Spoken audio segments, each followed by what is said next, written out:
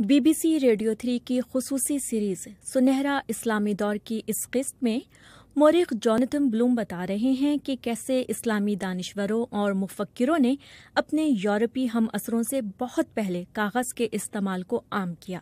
BBC Urdu نے radio پر نشر ہونے والی اس سیریز کا ترجمہ کیا ہے۔ آپ BBC اردو کا پوڈ کاسٹ سن رہے ہیں اور میں ہوں ناتیہ سلیمان۔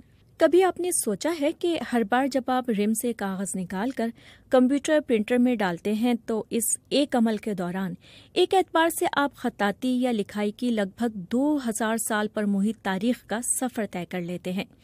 کاغذ 2000 سال سے زیادہ عرصہ پہلے چین میں ایجاد ہوا تھا، لیکن کاغذ کے لیے مستعمل انگریزی زبان کا لفظ پیپر فرانسیسی، جرمن اور ہسپانوی زبانوں کی طرح مصر میں پائے جانے والے ایک آبی پودے یا سرکنڈے کی یونانی اور لاطینی نام پپائرس سے نکلا ہے۔ اس کے علاوہ قدیم لوگ، خاص طور پر عبرانی زبان بولنے والے، لکھنے کے لیے جانوروں کی کھالیں استعمال کرتے تھے۔ قرون وسطی میں لکھائی کے لیے کھالوں سے بنی اس چیز نے، جسے انگریزی زبان میں پارچمنٹ کہتے ہیں، کتابیں لکھنے کے لیے پپائرس کی جگہ لے لی۔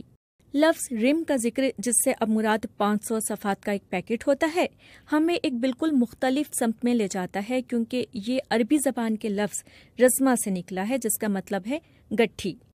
کاغذ سیلولوز فائبر سے بنتا ہے، جو اکثر درختوں سے حاصل کیا جاتا ہے۔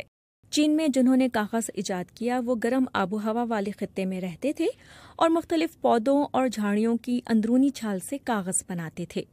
اس ایجاد کے کچھ ہی عرصے کے بعد بدھ راہبوں اور تاجروں کے ذریعے کاغذ بنانے کا علم پڑوسی علاقوں جیسے کہ جاپان، کوریا اور وسطی ایشیا میں پہنچ گیا، جہاں لوگوں نے مقامی طور پر میسر مواد کو استعمال کرتے ہوئے کاغذ بنانا سیکھ لیا۔ وسطی ایشیا میں جہاں وہ پودے دستیاب نہیں تھے جو چین میں موجود تھے، لوگوں نے پرانے کپڑوں، رسیوں، کپاس اور سن فلیکس جیسے مقامی پودوں سے سیلولوز فائبر حاصل کرنا شروع کر دیا۔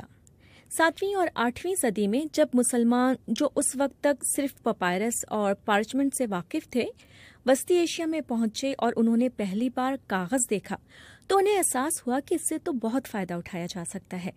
200 سال کے اندر اندر اسلامی تہذیب کے توسط سے کاغذ بنانے کا علم وسطی ایشیا سے ایران، عراق، شام، مصر، مراکش اور آخری میں سسلی اور ہسپانیہ کو ملا کر 5000 میل تک پھیل چکا تھا۔ صدیوں تک یورپ میں کاغذ کی ایجاد کے بارے میں بحث ہوتی رہی اور یہی سمجھا جاتا تھا کہ یہ پپائرس سے بنا ہے اور اسے قدیم مصریوں نے ایجاد کیا تھا، لیکن قرون وسطی کے مسلمانوں کو ہمیشہ سے معلوم تھا کہ کاغذ چین میں بنتا ہے۔ 11ویں صدی کے عرب مورخ الطالبی نے مختلف علاقوں کے لوگوں کی خصوصیات پر مبنی اپنی تصنیف میں لکھا تھا کہ کاغذ سمرقند کی خاص چیزوں میں سے ایک ہے اور یہ پپائرس اور پارچمنٹ کے مقابلے میں زیادہ نرم اور بہتر ہے اور اس پر لکھنا زیادہ آسان ہے۔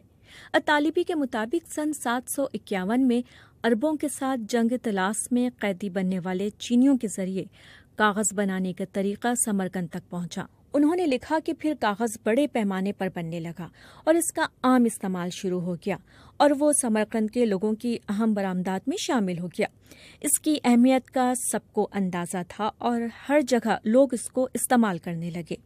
حالانکہ ان قیدیوں کی کہانی کو کئی بار بیان کیا جا چکا ہے، لیکن الطالبی کے بیان کو منوعاً تسلیم کرنے میں احتیاط ضروری ہے۔ وسطی ایشیا میں مختلف مقامات سے کاغذ کے انتہائی پرانے نمونے ملے ہیں، جس سے یہ ثابت ہوتا ہے کہ اس خطے میں کاغذ مسلمانوں کی آمد یا جنگ طلاس سے بہت پہلے سے بنایا اور استعمال کیا جا رہا تھا۔ مثال کے طور پر 1900 میں ایک چینی بدھ راہب کو اتفاقاً شاہراہ ریشم پر ایک نخلستان کے غار میں کاغذ کے 30,000 سے زیادہ اسکرول ملے۔ یہ غار پہلی بار سن 366 میں استعمال ہوا اور پھر 10ویں صدی میں بند کر دیا گیا تھا۔ اس کا مطلب ہے کہ اس میں ملنے والے کاغذات، جو بدھ اور داؤ مذہب، کنفیوشس کی تعلیمات، سرکاری دستاویزات، کاروباری معاہدوں، کیلنڈروں اور متفرق دستاویزات پر مشتمل ہیں اور کئی زبانوں میں لکھے گئے ہیں، اسی دور سے تعلق رکھتے ہیں۔ سن 1907 میں برطانوی مہم جو سر آلسٹائن کو اس غار سے مغرب میں ایک واچ ٹاور کے کھنڈرات سے 4 اور 6 صدی کے درمیان کے 5 خط اور کچھ دستاویزات ملی۔ ان میں سے ایک خط کپڑے میں لپٹا تھا اور اس پر سمرقند کا پتہ درج تھا، جو وہاں سے 2000 میل مغرب میں تھا۔ یہ خط بظاہر کسی گم ہو جانے والی ڈاک کا حصہ معلوم ہوتا تھا، اور یہ خط ثابت کرتا ہے کہ شاہراہ ریشم کے تاجر وسطی ایشیا کے علاقے میں اسلام کے آنے سے صدیوں قبل کاغذ کا استعمال کر رہے تھے۔ قرون وسطی کے فلسفی اور مورخ ابن خلدون کے مطابق وزیر الفضل بن یحییٰ نے 9ویں صدی کے اوائل میں اس وقت کاغذ بنانے کا طریقہ بغداد میں متعارف کروایا تھا جب پارچمنٹ کی کمی ہو گئی تھی، اور انہوں نے وسیع عباسی سلطنت کا انتظام چلانے کے لیے لکھائی کے لیے مواد چاہیے تھا۔ یہ وزیر ذاتی طور پر کاغذ کو متعارف کروانے کے لیے ذمہ دار تھے یا نہیں، اہم بات یہ ہے کہ ان کے خاندان کا تعلق بلخ سے تھا، جو اب شمالی افغانستان میں ہے اور جہاں کاغذ صدیوں سے بنتا اور استعمال ہوتا آ رہا ہوگا۔ ابن خلدون لکھتے ہیں کہ اس طرح حکومتی دستاویزات اور صنعت کے لیے کاغذ استعمال ہونا شروع ہو گیا۔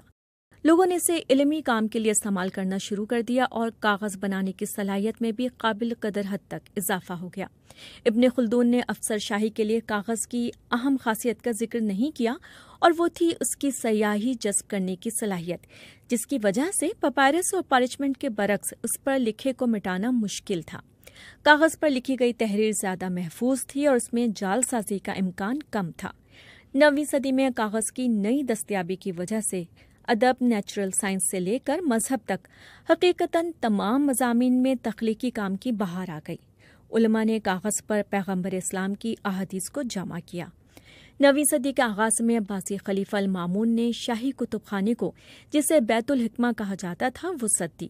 دانشوروں اور لکھاریوں نے پپائرس اور پارچمنٹ پر لکھی یونانی دستاویز کا کاغذ پر عربی میں ترجمہ شروع کیا اور انہیں پھر کتابوں کی صورت میں جلد کیا گیا۔ بغداد میں کاغذ بنانا اور اسٹیشنری کا کام جلد ہی اہم کاروبار بن گیا۔ بغداد میں 10ویں صدی میں ایک مشہور اسٹیشنر اور لکھاری ابن ابی یعقوب تھے، جنہوں نے اپنی پروفیشنل معلومات کی بنیاد پر فہرست ترتیب دی، جو قرون وسطی کی کتابوں اور تصانیف کے بارے میں انسائکلوپیڈیا اور ایک خزانہ ہے۔ کاغذ کی نئی دستیابی سے پرانے موضوعات کو نئے انداز میں سمجھنے کے رواج نے بھی زور پکڑا۔ اسی زمانے میں جب اسلامی دنیا میں کاغذ تیزی سے پھیل رہا تھا، ہندسوں کا ہندو نظام یعنی Hindu system of reckoning with decimal place value numeral, جنہیں ہم عربی ہندسے کہتے ہیں، انڈیا سے مغرب کی طرف پھیل رہا تھا۔ ہندو سسٹم سے پہلے باقی دنیا کی طرح اسلامی دنیا میں بھی لوگ حساب کتاب دماغ میں کیا کرتے تھے، اور اس دوران حاصل ہونے والی عارضی نتائج مٹی کے بورڈ پر لکھے جاتے تھے، جسے بار بار مٹایا جا سکتا تھا، یا انگلیوں کی پوزیشن سے مدد لیتے تھے، جسے فنگر ریکننگ بھی کہا جاتا ہے۔ ہندو ریکننگ کے بارے میں عربی زبان میں پہلا مینول سن 825 کے آس پاس محمد ابن موسیٰ الخوارزمی نے لکھا تھا۔ تاہم اس کے ایک صدی بعد ریاضی دان ابو الحسن احمد ابن ابراہیم اقلیدسی سن 952 میں دمشق میں اپنے ایک مقالے میں انڈین اسکیم میں تبدیلی لے کر آئے۔ یہ تبدیلی کاغذ اور سیاہی کے استعمال کو مد نظر رکھتے ہوئے کی گئی تھی۔ اقلیدسی کی اسکیم میں کاغذ کی وجہ سے ہندسوں کو مٹانا یا ہٹانا ممکن نہیں تھا، لیکن حساب کتاب میں بہت زیادہ آسانیاں اور لچک پیدا کرتی تھی۔ ویٹیکن لائبریری میں موجود مسیحی پادریوں کی تعلیمات پر مبنی یونانی زبان میں ایک دستاویز عرب کاغذ پر لکھی گئی، جو سب سے پرانی دستاویز ہے۔ دمشق میں غالباً 800 کے آس پاس لکھی گئی یہ دستاویز ثابت کرتی ہے کہ صرف بغداد کے مسلمان بیوروکریٹ ہی کاغذ استعمال نہیں کر رہے تھے، بلکہ شام میں مسلمان حکومت میں رہنے والے مسیحی بھی اسے استعمال کر رہے تھے۔ شام میں مسیحیوں کی اس کمیونٹی کا اس دور میں ترجمہ کرنے کے اہم منصوبوں میں اہم کردار تھا۔ قاہرہ میں یہودی کتابوں، بلوں، ریکارڈ رکھنے اور کاروباری دستاویزات کے لیے کاغذ استعمال کر رہے تھے، جن میں زیادہ تر سینیگوگ کے اسٹور روم میں، جسے گنیزہ کہا جاتا ہے، صدیوں تک محفوظ رہیں۔ کاغذ کا ایک اور پرانا ٹکڑا ثابت کرتا ہے کہ کاغذ کی آمد نے نئے طرز کے ادب کی نقل اور ترویج کی حوصلہ افزائی کی۔ مصر سے ملنے کے بعد اب شکاگو کے اورینٹل انسٹیٹیوٹ میں موجود اس ٹکڑے پر الف لیلہ کی اب تک کی سب سے پرانی کاپی کا عنوان اور اس کی شروعات موجود ہیں۔ عربی زبان میں نقل کی گئی کاغذ کی سب سے پرانی کتاب جو اب تک محفوظ ہے، وہ ابو عبید القاسم ابن سلام کا کام ہے، جس میں انہوں نے پیغمبر اسلام کی احادیث میں غیر معمولی اصطلاحات کو جمع کیا۔ ہالینڈ کی یونیورسٹی لیڈن کی لائبریری میں محفوظ اس نسخے کی تاریخ نومبر یا دسمبر سن 866 ہے۔